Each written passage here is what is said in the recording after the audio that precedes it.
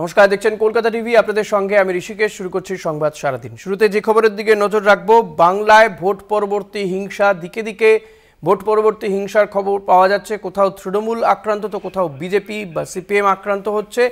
আর সে কারণে কিন্তু কেন্দ্রীয় বাহিনী আরও বেশ কিছুদিন থাকবে বলে জানা যাচ্ছে রাজ্যে। অর্থাৎ যে 19শে জুন পর্যন্ত থাকার কথা জানানো হয়েছিল, এরপর 21শে জুন পর্যন্ত রাজ্যে থাকবে কেন্দ্রীয় বাহিনী, এমনটাই জানা যাচ্ছে। আদালতের নির্দেশে থাকছে কেন্দ্রীয় বাহিনী।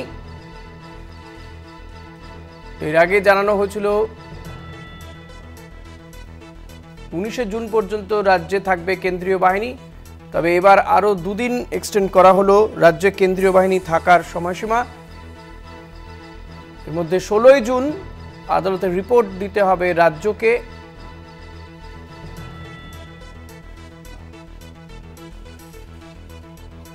তবে বিভিন্ন স্কুলগুলোতে কেন্দ্রীয় বাহিনীর জওয়ানরা রয়েছেন, তা নিয়েও কিন্তু রাজ্য সরকার আপত্তি জানিয়েছিল এবং এক্ষেত্রে যাতে কোনো ধরনের পড়াশোনাতে কোথাও যেন সমস্যা না তৈরি হয় পড়ুয়াদের, সেদিকটাও দেখা প্রয়োজন বলে মনে করছে আদালত। 16ই জুন রিপোর্ট দিতে হবে রাজ্যকে, পাশাপাশি 18ই জুন মামলার পরবর্তী শুনানি। বাংলায় ভোট পরবর্তী হিংসার কারণে 21শে জুন পর্যন্ত রাজ্যে থাকবে কেন্দ্রীয় বাহিনী। এর আগে 19শে জুন পর্যন্ত কেন্দ্রীয় বাহিনী থাকবে বলে জানানো হয়েছিল, এবার 21শে জুন পর্যন্ত কেন্দ্রীয় বাহিনী থাকবে বলে আদালত মনে করছে। নির্বাচনের ফল ঘোষণার পরেই কিন্তু উত্তর থেকে দক্ষিণ সর্বত্রই কার্যত ভোট পরবর্তী হিংসা জারি রয়েছে। শাসক বিরোধী উভয় পক্ষের নেতা কর্মীদের উপরেই হামলার ঘটনা ঘটছে। শাসক দলের বেশ কয়েকজন নেতাকর্মীর মৃত্যুর ঘটনাও ঘটেছে ইতিমধ্যেই। কোথাও বিরোধীদের বাড়িতে ভাঙচুর চালানো হয়েছে, বোমাবাজি হয়েছে, মারধর করা হয়েছে। ফলত ভোট পরবর্তী হিংসা জারি রয়েছে বলে জানা যাচ্ছে এবং সে কারণেই কিন্তু আরও কয়েকদিন কেন্দ্রীয় বাহিনী থাকবে রাজ্যে। 21শে জুন পর্যন্ত রাজ্যে কেন্দ্রীয় বাহিনী থাকবে।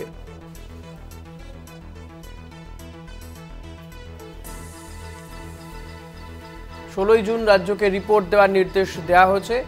18ই জুন মামলার পরবর্তী শুনানি।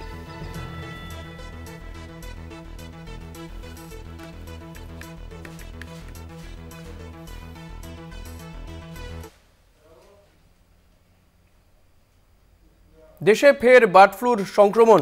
পশ্চিমবঙ্গে বার্ড ফ্লুতে আক্রান্ত 4 বছরের এক শিশু। মালদার শিশুটি অবশ্য এখন পুরোপুরি সুস্থ।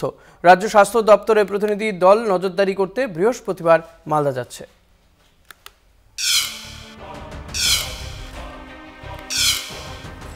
5 বছর পর দেশে ফের বার্ড ফ্লু।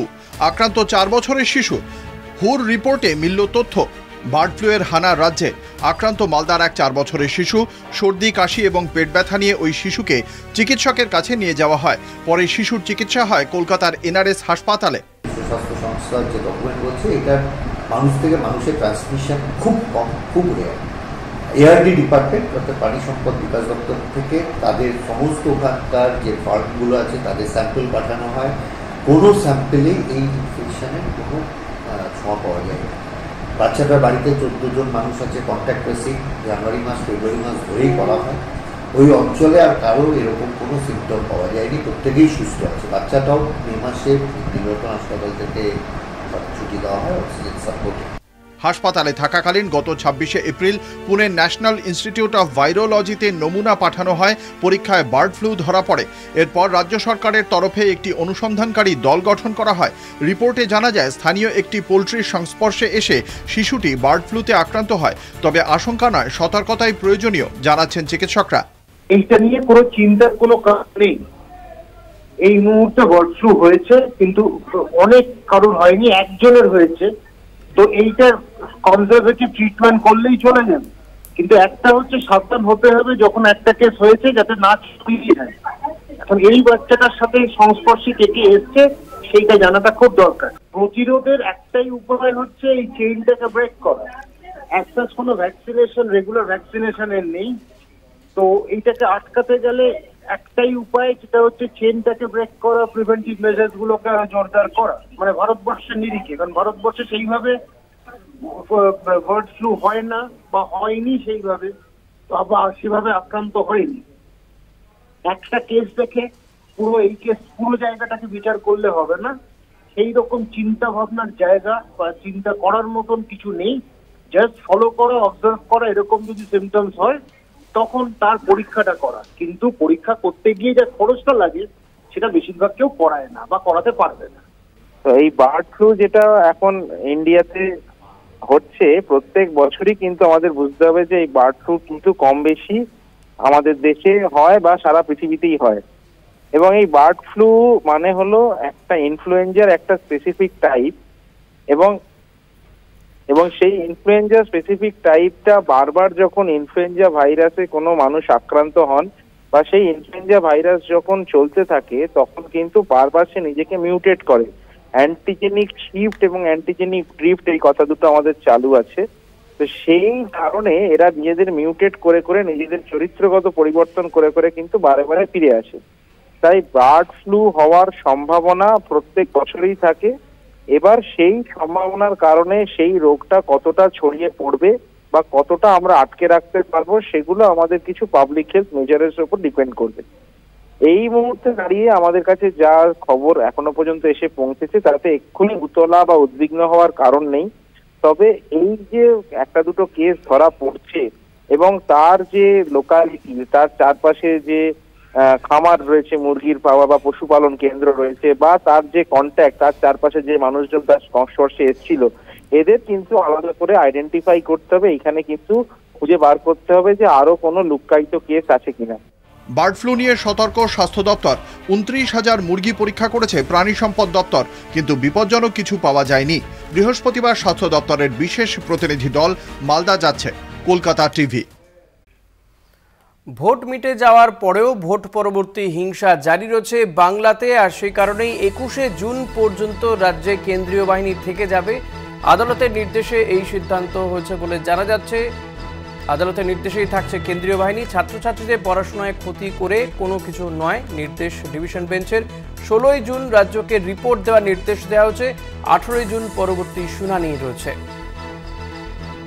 এ বিষয় নিয়ে প্রিয়াঙ্কা টিব্রেওয়াল আইনজীবী, তিনি ঠিক কি বলেছেন শুনবো। So today a matter was filed in the High Court, Calcutta High Court. One of the petitioner were Mr. Subhendu Adhikari, who is the leader of the opposition. The other petition was filed by me as a petitioner in person, where we came before the Honorable Court and we have said that the kind of violence which is now prevailing in West Bengal post-poll, and people have been again ousted from their houses, houses have been vandalized, shops have been looted. Not just that, people are being killed, and more so over, the state government is wanting that the central forces leave West Bengal and go. So we have basically prayed for the extension of the stay of the central government, of the central forces, and that is what was allowed by the Honorable Court, and it has been extended till 21st June. In the meantime, the complaints which have been submitted here today by me, so in those complaints, the court has already told the state government that they have to file a report that as to what actions they have taken in regard to all the complaints which they have received. চিকিৎসার জন্য সংগঠন থেকে ছোট বিরতি নিচ্ছেন অভিষেক। কেন্দ্রে আবাস বঞ্চনায় ক্ষুব্ধ মানুষ। 31শে ডিসেম্বরের মধ্যে পদক্ষেপে বদ্ধপরিকর, পোস্ট তৃণমূল সেনাপতির।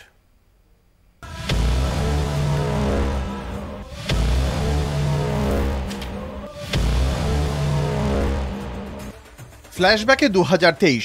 গত বছর এই সময় বাংলায় ঝড় তুলেছিল অভিষেকের নবজোয়ার কর্মসূচি। কোচবিহারের দিনহাটা থেকে দক্ষিণ 24 পরগনার কাকদ্বীপে 4,500 কিলোমিটারের বেশি লম্বা সফর, জনসভা, বিশেষ কর্মসূচি, রোড শো, রাতের অধিবেশন এবং প্রার্থী বাছাইয়ের ভোটাভুটির কর্মসূচি।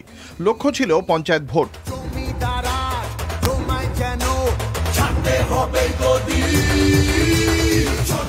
100 দিনের টাকা থেকে আবাসে বাড়ি না পাওয়া, দীর্ঘ যাত্রাপথে উঠে আসে বাংলার অভাব অভিযোগের কথা। বাংলা বঞ্চনার ইস্যুকে হাতিয়ার করেই কেন্দ্রের বিরুদ্ধে আন্দোলনে ঝাঁপায় তৃণমূল কংগ্রেস।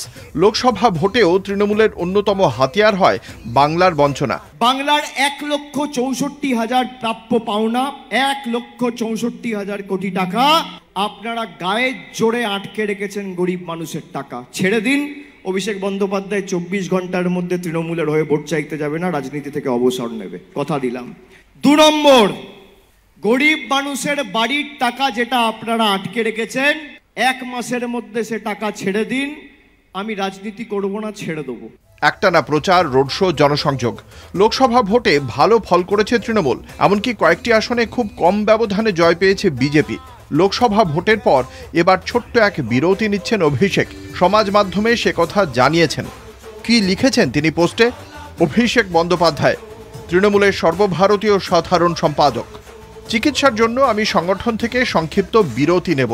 এই সময় সাধারণ মানুষের চাহিদা কি তা আরও ভালোভাবে অনুধাবনের সুযোগ আমার কাছে রয়েছে। কেন্দ্র রাজ্য সংঘাতে বাংলার মানুষ তাঁদের আবাসের অধিকার থেকে বঞ্চিত। তৃণমূল প্রতিশ্রুতিবদ্ধ 31শে ডিসেম্বরের মধ্যে তা পূরণ করা হবে। আমি বিশ্বাস করি রাজ্য সরকার দ্রুত এবং ভালোভাবে মানুষের সমস্যার সমাধান করবে। মানুষ যাতে ন্যায় বিচার পায় তা নিশ্চিত করবে। 24 লোকসভা ভোটে তৃণমূলের ভালো ফলের জন্য বাংলার মানুষকে কৃতজ্ঞতা জানিয়েছেন তৃণমূলের second in command. Kolkata TV. আরও বিপাকে তৃণমূল বিধায়ক সোহম চক্রবর্তী। তার বিরুদ্ধে এবার আদালতে মামলা রেস্তোরাঁর মালিকের। রেস্তোরাঁর মালিক ও তার পরিবারকে হুমকির অভিযোগ। নিরাপত্তা ও তদন্তের আর্জিতে হাইকোর্টে আবেদন। গত শুক্রবার শুটিংয়ে গিয়ে গাড়ি পার্কিং নিয়ে এক রেস্তোরাঁ মালিকের সঙ্গে ঝামেলায় জড়িয়ে পড়েন সোহম। রেস্তোরাঁর মালিককে মারধর, সোহমের দাদাগিরি, জল গড়ালো আদালতে। সোহম ও রেস্তোরাঁ মালিক সংঘাতের জল গড়ালো হাইকোর্টে। সোহমের বিরুদ্ধে এবার আদালতে মামলা করলেন নিউ টাউন রেস্তোরাঁর মালিক আনিসুল আলম। কেন আদালতে, ঠিক কি হয়েছিল সেদিন রেস্তোরাঁয়? রেস্তোরাঁ মালিকের অভিযোগ, গত শুক্রবার সন্ধ্যায় নিউ টাউনের এক রেস্তোরাঁর একটি ফ্লোরে শুটিং করছিলেন সোহম। শুটিংয়ের সময় রেস্তোরাঁর সামনে গাড়ি রাখা নিয়ে সোহমের নিরাপত্তা রক্ষীদের সঙ্গে বচসা। পার্কিং খালি করতে বললে সোহমের নিরাপত্তা রক্ষীরা রেস্তোরাঁর মালিকের ওপর চড়াও হন। সোহম ও রেস্তোরাঁর মালিককে মারধর করেন। সিসিটিভির ফুটেজে সেই ঘটনা ধরা পড়ে। বচসার মুহূর্তের ছবি প্রকাশ্যে আসতেই শোরগোল, শুরু হয় রাজনৈতিক তরজা। কারণ অভিনেতা ছাড়াও সোহম চক্রবর্তী একজন জনপ্রতিনিধিও। তিনি হুগলির চণ্ডীপুরের বিধায়ক। যদিও সোহমের দাবি রেস্তোরাঁ মালিক অভদ্র ব্যবহার শুরু করেন। বিধায়ক এবং তার দেহরক্ষীর সঙ্গে দুর্ব্যবহার করা হয়, এমনকি দেহরক্ষীর গায়ে হাতও তোলা হয়। ওই দিনই তৃণমূলের সর্বভারতীয় সম্পাদকের পোস্টে দেখা যায় ইঙ্গিতপূর্ণ বার্তা। অভিষেক বন্দ্যোপাধ্যায় তাঁর এক্স হ্যান্ডেলে লেখেন, জয় নম্র ও বিনয়ী হতে শেখায়। জনগণ আমাদের প্রতি যে আস্থা রেখেছেন তাতে ভরসা রাখুন। জনগণের আস্থাকে সম্মান জানান। নির্বাচিত জনপ্রতিনিধিরা জনগণের আদেশের কাছে ঋণী। জনপ্রতিনিধিদের উচিত আরও দায়িত্বশীলভাবে কাজ করা। যদিও রেস্তোরাঁ কাণ্ডে সোহমের পাশে দাঁড়িয়েছেন রাজনৈতিক মহলের একাংশ, তবে সোহমের বিরুদ্ধে দেবের মন্তব্য নিয়েও শুরু হয়েছে তরজা। ঘটনার 4 দিন পর বুধবার সোহমের বিরুদ্ধে হাইকোর্টে মামলা করেন রেস্তোরাঁর মালিক আনিসুল। তাঁর অভিযোগ, তাঁকে এবং তাঁর পরিবারকে হুমকি দেওয়া হচ্ছে। নিরাপত্তা ও তদন্তের আর্জিতে হাইকোর্টে আবেদন। মামলা দায়ের করার অনুমতি দিয়েছেন বিচারপতি অমৃতা সিনহা। কলকাতা টিভি। প্যারোলের আবেদন জানাতে চলেছেন নিয়োগ দুর্নীতি মামলার অন্যতম অভিযুক্ত মানিক ভট্টাচার্য। তাঁর চোখে অপারেশন হবে। অপারেশনের পর বিশেষ সতর্কতা অবলম্বন করতে হয়, সেই কারণেই প্যারোলের আবেদন জানাবেন মানিক। এ ব্যাপারে বিচারক প্রশান্ত মুখোপাধ্যায় জানান, আবেদন জানালে অবশ্যই আদালত গুরুত্ব দিয়ে বিবেচনা করবে। এছাড়া মানিকের দাবি, ইডি সঠিকভাবে নথি দিচ্ছে না, অথচ হাইকোর্টে জামিন মামলায় ইডির আইনজীবী দাবি করেছেন তিনি বিচার প্রক্রিয়ায় বিলম্ব করছেন। আদালত তদন্তকারী সংস্থাকে অবিলম্বে নথি জমা নির্দেশ দিক। সুপ্রিম কোর্ট মনীষ সিসোদিয়ার মামলায় ইতিমধ্যেই দ্রুত বিচার প্রক্রিয়া শুরু করার নির্দেশ দিয়েছে, তাই অবিলম্বে ইডিকে নথি জমার নির্দেশ দিক আদালত, দাবি মানিকের। অন্যদিকে নিয়োগ দুর্নীতি মামলায় অভিযুক্ত কুন্তল ঘোষের জামিনের আবেদন, শুনানি 29শে জুলাই।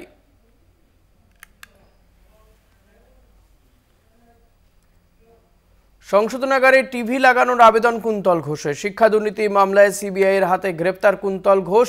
তার এই আবেদনে নগরদারা আদালতে সিবিআই স্পেশাল কোর্টের বিচারক প্রশান্ত মুখোপাধ্যায়ের মন্তব্য, এর এখতিয়ার তাঁর নেই। বিচারক আরও জানান, তিনি নির্দেশ দেওয়ার পর জেল কর্তৃপক্ষ তার বাজেট করবে, সেটা অর্থ দপ্তরে যাবে, তারপর অর্থ দপ্তর অনুমোদন করলে তবে সেই টিভির জন্য অর্থ বরাদ্দ হবে। তবে কুন্তল ঘোষের আইনজীবী মৃত্যুঞ্জয় চট্টোপাধ্যায়ের আর্জি, বিচারক যদি প্রাথমিক পদক্ষেপই না করেন তাহলে বাকি প্রক্রিয়া শুরুই হবে না। সুতরাং বিচারকের নির্দেশই এখানে গুরুত্বপূর্ণ।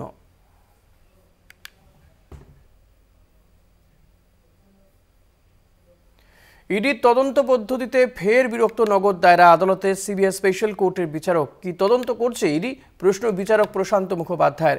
জেলবন্দি অর্পিতা মুখোপাধ্যায়ের দুটি কোম্পানি, হাইরাইজ প্রাইভেট লিমিটেড এবং অনন্ত টেক্সফ্যাব প্রাইভেট লিমিটেডের বিরুদ্ধে অভিযোগ জমা পড়েছে। সেই ভিত্তিতে কোম্পানির নামে একজন পূর্বতন ডাইরেক্টরকে সমন পাঠানো হয়েছে। এ বিষয়ে আবেদনকারীর আইনজীবী প্রশ্ন, কোম্পানির নামে কিভাবে পূর্বতন ডাইরেক্টরকে সমন দেওয়া হলো? বর্তমানে সেই কোম্পানির কোনো অস্তিত্বই নেই, ফলে বোর্ড অফ ডাইরেক্টরেট রেজলিউশনের মাধ্যমে কোনো কিছুই সিদ্ধান্ত গ্রহণ করা যাবে না। এরপরই ইডির ওপর ক্ষুব্ধ বিচারকের মন্তব্য, ইডি কিভাবে তদন্ত করছে? ইডির তদন্তকারী আধিকারিকদের বোঝা উচিত, কোম্পানির নামে সমন করলে হবে না, ওই কোম্পানির ডাইরেক্টরদের নামেই সমন করতে হবে। আবেদনকারীর সওয়াল নথিভুক্ত, আদালতের আশ্বাস, আবেদনকারী যেহেতু আদালতের দৃষ্টি আকর্ষণ করেছেন, সেক্ষেত্রে ওই সমনের ভিত্তিতে হাজিরা দিলেও আবেদনকারীর বিরুদ্ধে কোনো ব্যবস্থা গ্রহণ করা যাবে না।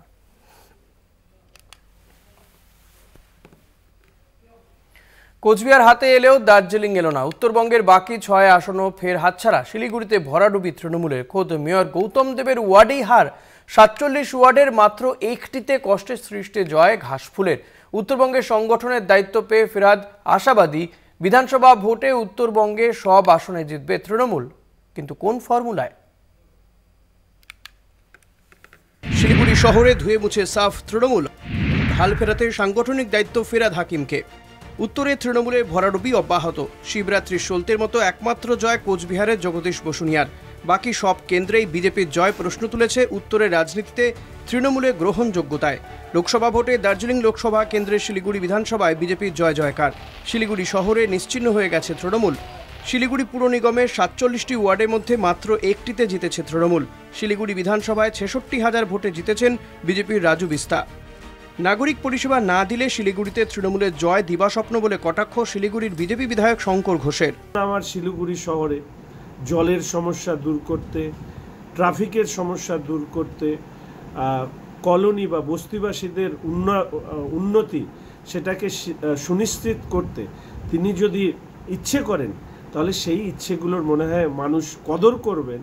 নচেত ওনার যে ইচ্ছে, বিরোধী দলের বা ভারতীয় জনতা পার্টির প্রার্থীদেরকে, বিজয়ী প্রার্থীদেরকে হারানোর ইচ্ছে, সেই ইচ্ছে এমনিতেও পূর্ণ হবে না, তার আগে এই সরকার চলে যাবে। 2019-এর লোকসভা ভোটে শিলিগুড়ি পুর নিগমে 65,486 ভোটে পিছিয়ে ছিল তৃণমূল। 2024-এর নির্বাচনে পুর নিগমে 66,009 ভোটে পিছিয়ে তৃণমূল। খোদ শিলিগুড়ি মেয়রের ওয়ার্ডেও এগিয়ে বিজেপি। গৌতম দেবের ওয়ার্ডে বিজেপি পেয়েছে 5,195 ভোট। তৃণমূলের ঝুলিতে মাত্র 3,054 ভোট। শিলিগুড়ির হাল ফেরাতে গৌতম দেবের ওপর দায়িত্ব দিয়েছিল তৃণমূল। মেয়র করা হয় গৌতম দেবকে। তাঁর ওপরই ছিল শিলিগুড়ি পুনরুদ্ধারের দায়িত্ব পালন করতে পারেননি গৌতম। 19-এ লোকসভা ভোটের পর 24-এও উত্তরে বিজেপির গড়ে ফাটল ধরাতে না পারার কারণ পর্যালোচনা করবে ঘাসফুল শিবির, দাবি মেয়র গৌতম দেবের। দলের মধ্যে মন্থন হচ্ছে, আলোচনা হচ্ছে, পর্যালোচনা হচ্ছে। রাজ্য নেতৃত্ব, সর্বোচ্চ নেতৃত্ব, তারা যেভাবে দিক নির্দেশ করবে সেভাবে পরবর্তীতে কাজ হবে। লোকসভায় উত্তরের ভরাডুবির পর তৃণমূলের নজরে বিধানসভায় উত্তরের ফলাফল। ভোট বৈতরণী পার করতে উত্তরের সাংগঠনিক দায়িত্ব পেয়েছেন ফিরহাদ হাকিম। একাধিক সাংগঠনিক বৈঠক করেন। বিধানসভা ভোটে শিলিগুড়ির প্রতিটি কেন্দ্রে তৃণমূল জিতবে বলে দাবি ফিরহাদের। আরও মানুষের সাথে যোগাযোগ বাড়াও, একদম বেস লেভেলে যোগাযোগ বাড়াও, এবং আমি 100% শিওর যে প্রত্যেকটা বিধানসভায় আমরা জিতব। দার্জিলিং লোকসভার নেতাদের সঙ্গে ভোটের ফলাফল নিয়ে বৈঠকে বসেছেন ফিরহাদ হাকিম। বিধানসভায় শিলিগুড়ি প্রতিটি ওয়ার্ডে জয়ের ফর্মুলাও বাতলেছেন তিনি। সূত্রে খবর, শিলিগুড়িতে তৃণমূলের নতুন পুরনো দ্বন্দ্ব রয়েছে। এবারে ভোটে কাজ করেননি বহু পুরনো তৃণমূলী। তাদের ফিরিয়ে এনে বিধানসভা ভোটে শিলিগুড়িতে তৃণমূলের আসন পাকা করার দায়িত্ব এবার ফিরহাদের কাঁধে। শিলিগুড়ি থেকে রীনা কুমারের রিপোর্ট, কলকাতা টিভি।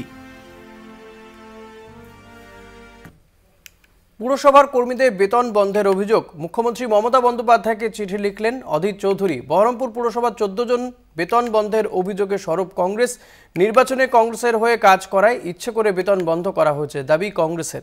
14 পুরকর্মীর বিরুদ্ধে কাজে গাফিলতির অভিযোগ তুলেছেন পুরসভার চেয়ারম্যান।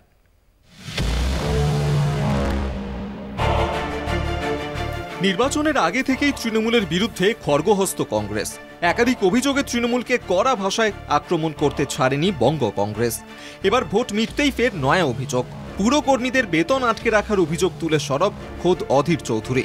এই মর্মে মুখ্যমন্ত্রী মমতা বন্দ্যোপাধ্যায়কে চিঠি দিলেন প্রদেশ কংগ্রেস সভাপতি। কংগ্রেসের অভিযোগ, বহরমপুর পুরসভার 14 জন কর্মীকে বেতন দেওয়া হচ্ছে না।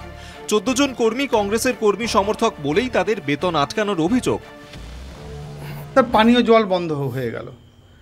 আজকে থেকে শুনছি কংগ্রেস করা বা কংগ্রেসের পক্ষে মতামত দানের জন্য তাদের কাছে যারা আইডেন্টিফাই হয়েছে এরকম 14 জনের বেতন আটকে দেওয়া হয়েছে। ট্রেজারি থেকে ডিসপাস হয়ে গেছে। স্বাভাবিক না মানবিক? মুখ হিসাবে অধীর চৌধুরী এর আগেও মুখ্যমন্ত্রীকে চিঠি দিয়েছেন। মুখ্যমন্ত্রী অমানবিক হতে পারেন, কিন্তু অধীর চৌধুরী তো মানবিক। তিনি কতটা রেসপন্স করবেন সেটা পরের কথা। অধীরের অভিযোগ, বেতন বন্ধের নেপথ্যেও রাজনৈতিক কারণ। নির্বাচনে অধীর চৌধুরীর হয়ে পরিশ্রম করার জন্যই 14 জন পুরকর্মীর বেতন স্থগিত করা হয়েছে। যদিও ওই 14 জন পুরকর্মীর বিরুদ্ধে কাজে গাফিলতির অভিযোগ তুলেছেন পুরসভার চেয়ারম্যান। যে কারণে উনি অভিযোগ করছে, এখন অফিসের চাকরি না করে ওনার যে বাগানবাড়ি, ওনার যে ওই রাজবাড়ি, ওনার যে পার্টি অফিস ক্লাব, এগুলোতে দিনরাত ওনার লোককে গালাগালি দেওয়ার জন্য বা পলিটিক্স করার জন্য সেটা করবে। তাহলে সেটা করতে গেলে পরে অফিসটা তাহলে পাবলিক সার্ভিস দেবে কোথায়? এদিকে পাবলিকে মানি পয়সা নিচ্ছে, এদিকে পাবলিক গভর্নমেন্ট মানি মানে পাবলিক মানি নিচ্ছে। সার্ভিস কোর্সে যা যা আমার অ্যাকশন নেওয়া দরকার সেটা আমি নিয়েছি, এবং এটা আমি আরও অনেকের বিরুদ্ধে নেব। হঠাৎ করেই বেতন বন্ধ হয়ে যাওয়ায় স্বাভাবিকভাবেই সমস্যায় পড়ছেন পুরকর্মীরা। দ্রুত বেতন ফেরতের দাবি কর্মীদের। কাজে গাফিলতির অভিযোগ নস্যাৎ করেন পুরকর্মীরা। তাদের দাবি, বেতন বন্ধ হয়ে যাওয়ায় সংসার চালাতে সমস্যার মুখে পড়তে হচ্ছে। তাদের পাশে দাঁড়াতেই এগিয়ে এলেন অধীর চৌধুরী। বহরমপুর থেকে কল্যাণ চন্দ্রের রিপোর্ট, কলকাতা টিভি। প্রতি বর্ষায় নদীর জল ঢুকে প্লাবিত হয় জলপাইগুড়ির গয়ের কাটার বিস্তীর্ণ অঞ্চল। নদী গ্রাস বসিয়েছে বাড়ি ঘরেও। স্থানীয়দের অভিযোগ, প্রশাসনের দ্বারস্থ হয়েও মেলেনি সুরাহা। নিজেরাই তাই চাঁদা তুলে বাঁধ তৈরি শুরু করলেন সাঁকুয়াঝোড়ার বাসিন্দাদের একাংশ। গত বর্ষায় আংরা ভাষা নদীর জল ঢুকে এক বুক জল হয়ে গিয়েছিল সাঁকুয়াঝোড়ার জ্যোতির্ময় কলোনির ঘরবাড়িতে। জলবন্দী হয়ে পড়া মানুষদের দড়ি বেঁধে উদ্ধার করতে হয়েছিল। সেই সময় এলাকা পরিদর্শন করেছিলেন সেচ দপ্তরের আধিকারিক থেকে শুরু করে জনপ্রতিনিধিরা। আশ্বাস দিয়েছিলেন তৈরি হবে বাঁধ, ফেলা হবে বোল্ডার। কাজ হয়নি কিছুই। এই বর্ষাতেও ভেসে যাওয়ার আশঙ্কা করছেন নদী পাড়ের বাসিন্দারা। ভিটে মাটি বাঁচাতে এবার নিজেরাই উদ্যোগ নিয়ে চাঁদা তুলে শুরু করলেন বাঁধ তৈরির কাজ। আমাদের তো বাঁধের দাবি ছিল, বাকি হইল না। সব প্রশাসনগুলো এখানে এসে দেখে যায়, বাকি হয় না। হয়ে গেল 20-30 বছর হয়ে গেল, এরকমই চলছে। তো এখন এই বোল্ডার কারা ফেলছে? এটা আমরা পাড়াপড়শিগুলা মিলে বোল্ডারগুলা ফেলাইছি। তো আপনারা নিজেরাই বাদ দিচ্ছেন এখন? এলাকাবাসী নিজেদের উদ্যোগে বাঁধ নির্মাণের বিষয়টি জানে না প্রশাসনিক মহল। বর্ষার আগে প্রাথমিকভাবে বাঁধ তৈরির উদ্যোগ নেওয়া হবে বলে দাবি সেচ দপ্তরের। তারা নিজেরা বাঁধ তৈরি করছে এরকম কোনো খবর আমার কাছে নেই। তবে দেখুন, আস্তে আস্তে নদীর মধ্যেই মানুষেরা বাড়ি ঘর তৈরি করা শুরু করেছে। জ্যোতির্ময় কলোনি সহ বিভিন্ন জায়গায় দেখবেন যে নদী যে জলটা প্রবাহিত হবে বাধা ছাড়া, সেটার কিন্তু পরিস্থিতি আজকে নেই। বাঁধের ব্যবস্থা নেওয়া হচ্ছে বলতে ওখানকার সাইড ভিজিটটা আমরা করেছি। ওই জায়গাটা খুবই কনজেস্টেড আছে, একদম নদী পার দিয়ে লোকের বাড়ি ওখানটাতে। এবার ওখানকার লোকের থেকে আগের দিন আমরা বলে এসেছি যে যদি আপনারা ওখানে জমি ছাড়তে হবে, কারণ ওখানে তো যতটা নদীর পাশ দিয়ে আছে, আমরা তো নদীর মধ্যে গিয়ে কোনো কাজ করতে পারবো না, আমাদেরকে নদীর সাইডে কাজ করতে হবে। তো সেক্ষেত্রে আমাদের বেশ কিছুটা জায়গা লাগতে পারে। সেক্ষেত্রে ওরা যদি কনসেন্ট দেয় ওখানকার লোকজন যে ওরা ওই বাঁধের স্বার্থে নিজেদের জমি ছাড়তে কিছুটা রাজি হবে, সেক্ষেত্রে আমরা করতে পারি। সেক্ষেত্রে আমরা প্রজেক্টে, তবে আপাতত বর্ষাকালে টেম্পোরারি পারপাসে আমরা হয়তো ডিউরিং মনসুন যাতে ভেঙে না যায় জায়গাটা, তার জন্য কাটমানির ভাগ বাটোয়ারা ঠিক মতো না হওয়ার আশঙ্কায় আংরা ভাষার ওপর বাঁধ দিতে তৃণমূল কাল বিলম্ব করছে বলে দাবি বিজেপির। এখন দেখার বিষয় শেষ পর্যন্ত নদী বাঁধ তারা কতটা করতে পারে এবং প্রশাসন এই নদী বাঁধ তৈরি করতে কোনো প্রকার উদ্যোগ গ্রহণ করে কিনা। গড়েকাটা থেকে শুভজিৎ দেবনাথ, কলকাতা টিভি। জেলায় জেলায় ষষ্ঠীর থানে পুজো দিয়ে সন্তান সন্ততির মঙ্গল কামনা মায়েদের, এদিকে জামাইয়ের পাতে ফল মিষ্টি তুলে দিতে হিমশিম শ্বশুরবাড়ি। নদিয়ার তেহট্টে জামাই ষষ্ঠীতে হনুমানের আতঙ্ক, সব মিলিয়ে বাংলার জামাই আদর জমজমাট। পরিবারের সঙ্গে সম্পর্কের বন্ধন জোরদার করতে নির্দিষ্ট পাঁজি পুঁথি মেনে উৎসব আসে। সেই রীতি মেনেই জ্যৈষ্ঠ মাসের এই সময়ে শ্বশুরবাড়ির সঙ্গে জামাইয়ের বন্ধন আঁটোসাঁটো করতে উদযাপিত হয় জামাই ষষ্ঠী। জামাই ষষ্ঠীতে উপচে পড়া ভিড় ঝাড়গ্রামের মিষ্টির দোকানে।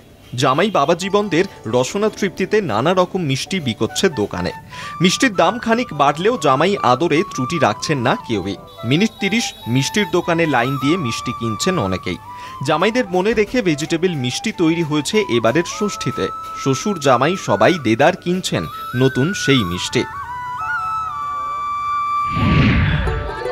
বহরমপুরে জামাই ষষ্ঠীতে চড়া ফলের বাজার।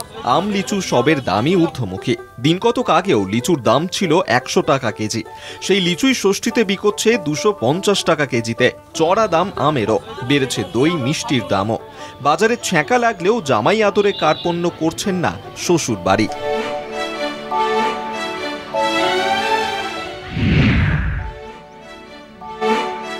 পুরুলিয়ার ঝালদায় জামাই ষষ্ঠী পালিত হয় একটু অন্যরকম ভাবে। এখানে অরণ্য ষষ্ঠী পালন করেন এলাকার মহিলারা। প্রকৃতি পুজোর মাধ্যমে সুন্দর ও সুস্থ জীবনের কামনা করেন তাঁরা। আধুনিক সভ্যতায় অরণ্য ধ্বংস করে চলছে দেদার নগরায়ন। তুলনায় পুরুলিয়ায় এখনও বেঁচে আছে সবুজ। ঝালদায় পরিবেশ রক্ষার ব্রত নেন মহিলারাই। ডালায় অঙ্কুরিত ছোলা, ফল ও ফুল নিয়ে তাঁরা জড়ো হন বট বা অশ্বত্থ গাছের তলায়। সিঁদুর দিয়ে ও গাছের গায়ে সুতো পরিয়ে তারা পুজো করেন গাছের। এই সময় গাছ বসানোও হয় অনেক জায়গায়।